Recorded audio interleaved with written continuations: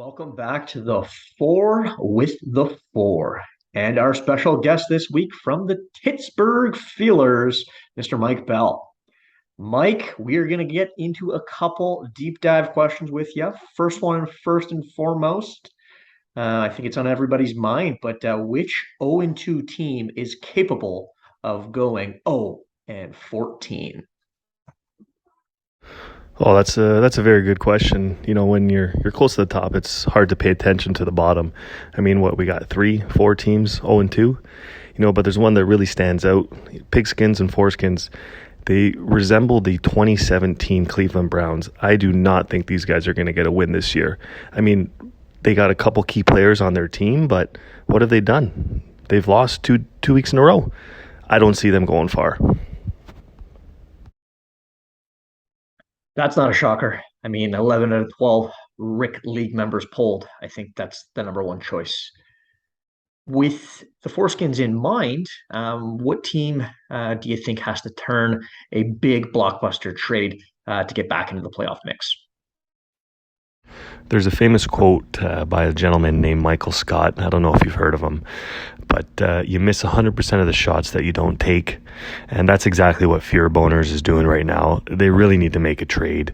I mean, they're sitting at 1-1. They struggle every single year. They think they have a good draft season, but they're nowhere to be found. So I think this team really needs to step it up and make something happen. I don't blame the Fear Boners. I mean, they're probably reeling from that Monday night loss that they had to take to the hands of the Four Horsemen. I know we're short on time, and it looks like you got to fly. So our third question was basically, what do you think of vegans? So we'll just take it as you love them, and we'll move on to our final question.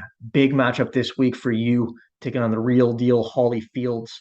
What do you think of this team, and let alone their general manager? If you were to describe Mitchell, Demarius, McEachran, in your own words, what would it be? If I were to describe my week 3 opponent, it's definitely smoke and mirrors. I mean, this guy's like a magician, or is it magician?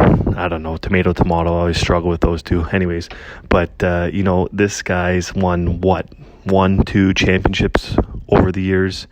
I mean, he's fizzling out, and we can all see that. Last draft, I mean, I think he was finished first. Doesn't really care anymore about his team.